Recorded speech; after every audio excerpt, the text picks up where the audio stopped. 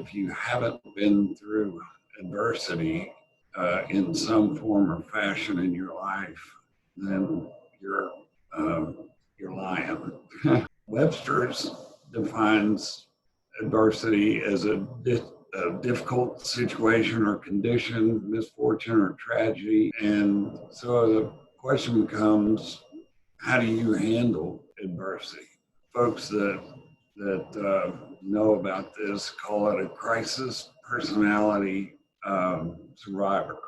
So how do you handle adversity? What's your survivor IQ?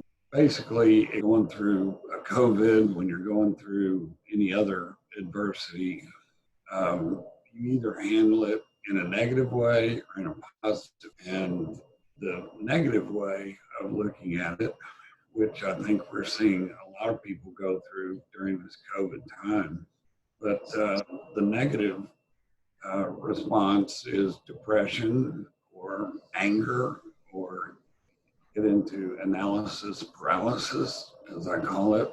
You just can't move one way or the other because you're just paralyzed, or you have fear. And so all of those things, I think, are what a lot of people are going through right now. And I think we've got to do more with our people around us, work with them and have personal discussions with them about how they are handling COVID and working from home or working in isolation. We're social animals. I think everybody really wants to go back to work in some form or fashion, maybe not every day during the week. We need that interaction between people because we don't want to become isolated, so to speak, which a lot of people have. So you look at, on the positive side, if you want to, if your survivor IQ is to go positive, which thankfully mine, after my injury, I chose to go with the positive route. The negative route, I probably wouldn't be here today if I had gone that direction. But you rely on your faith.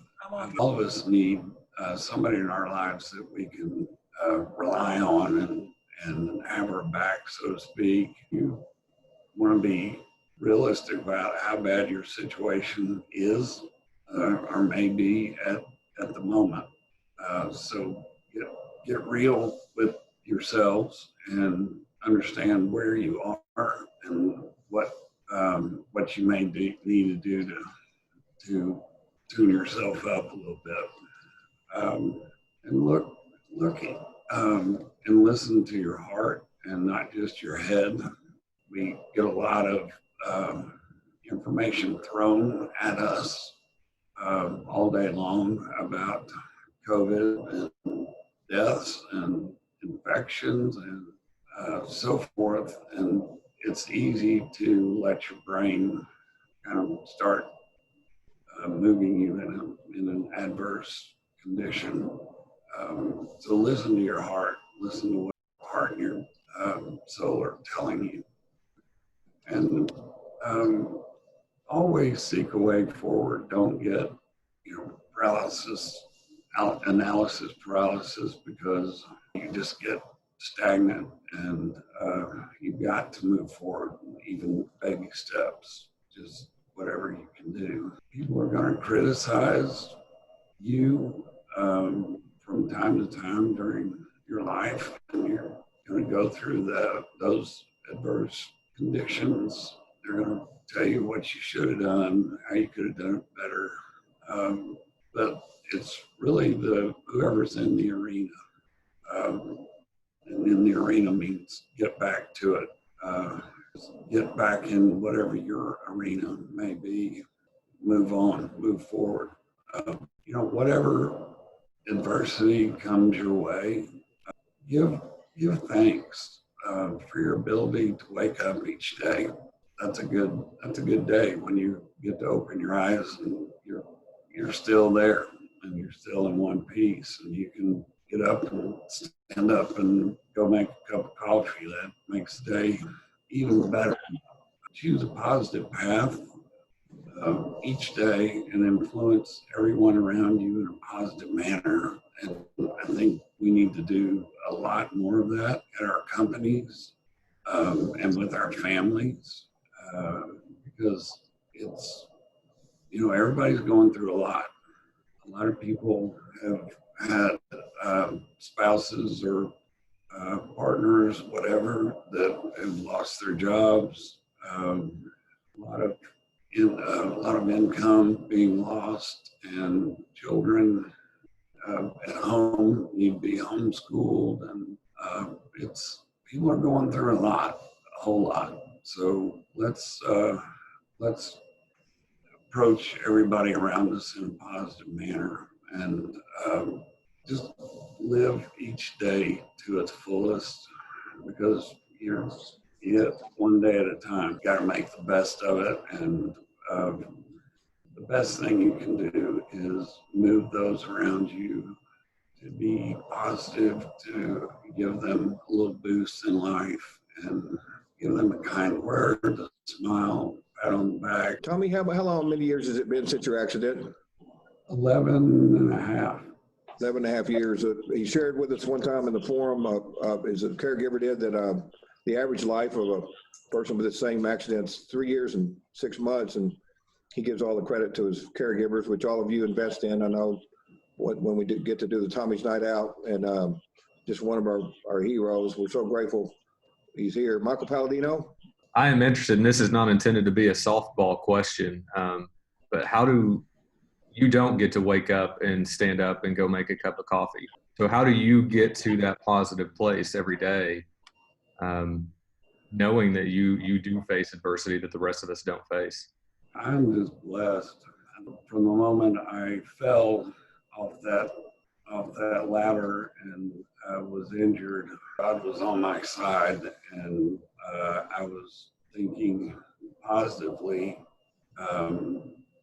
during that stressful moment, and it's been positive since then.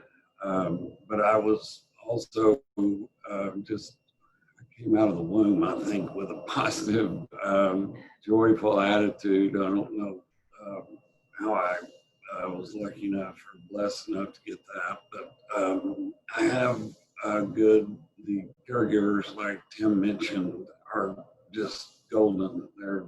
I call them angels because they bring joy to me. They bring in a cup of coffee with a smile on their face, and so it's just the way I wake up every day.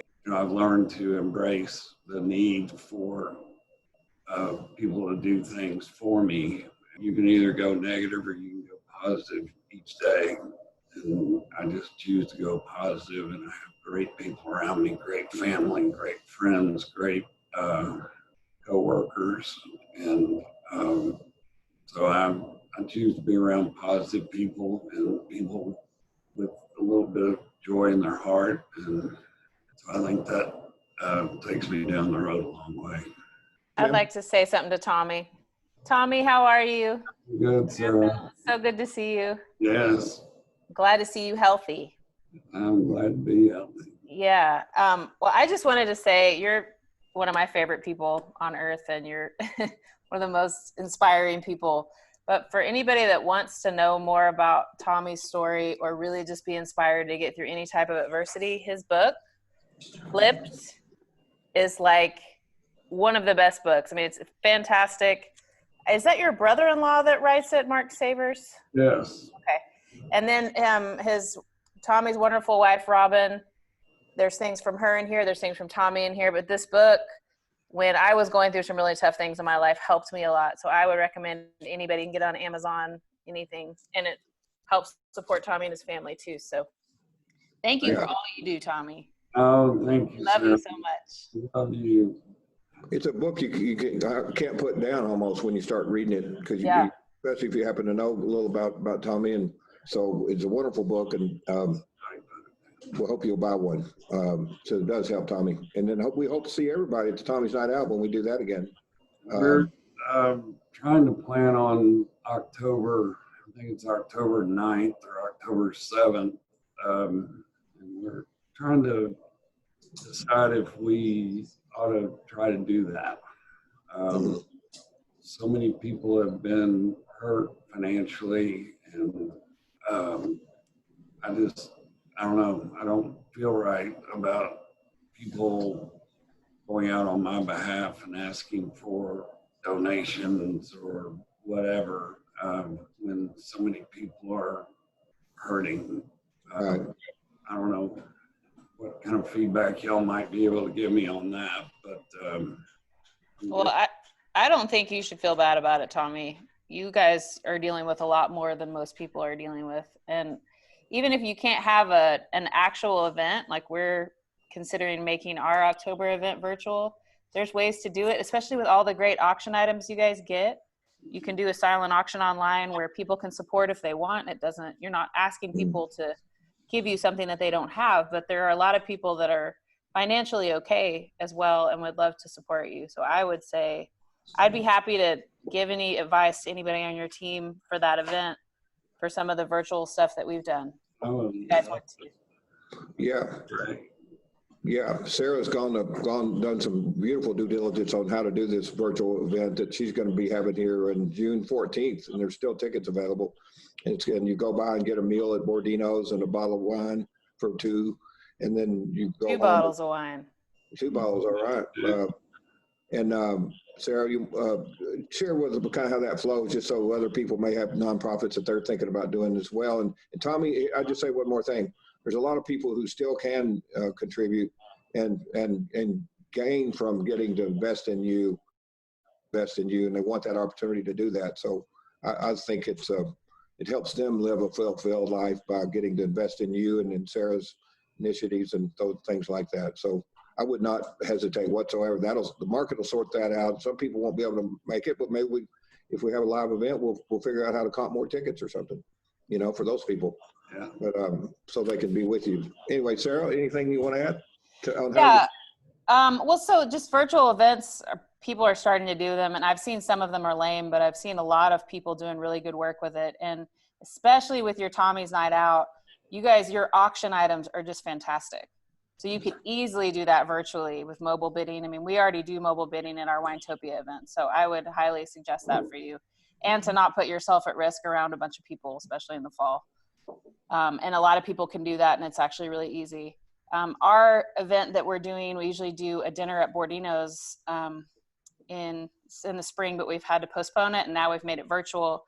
But we're just doing take home, like a takeout 3-course meal from Bordino's and a basket full of wine and some glasses, and then we're going to do a virtual presentation. So there's many different ways to do it, and I would highly recommend any nonprofit just trying to do something. It's not as good as a live event, it never is, but there's ways to do it, to try to make it work. And we've had a really good response from people that usually come. Like, we only have 15 of the baskets left, so where I'm actually really excited about our event that's coming up, and I appreciate everybody's support. But Tommy, for your October event, it'd be really easy to make it virtual, and I'd be happy to talk to anybody about it. Thank you so much, and I am signed up for your event. Our CEO forum cohort, Stuart and Grace, are going to drop by and get our food and come over and social distance eat with us. That's awesome. Night. We love you guys. Appreciate it. That is neat. That is neat. Sound like we got a new committee member for Tommy's Night Out there, Tommy. Well, how about that? And Sarah, she'll be a great resource for us. Jody Dilday, I'd see one of the great nonprofit leaders of this world. You have anything to add? You hear and see a lot on nonprofits? Yeah, I just wanted to encourage Tommy that giving and receiving is a symbiotic relationship. And just as some folks right now have a need, others have a need to give. So don't take that away from people. Let them give to you. Thank you so much, Jody. I really appreciate that. That's so well said. That helps. Yes. Yeah, that's she's amazing. Tommy, thank you, man. Thanks for your time. I know it's valuable. We love you. So, and thanks, Tommy. You're the best, man. Thank you for giving me the opportunity. And it was Hey. good to see everybody's faces I haven't seen in a while. Yeah, isn't that nice? We appreciate all you do for us, really. Yep. Okay, thank you.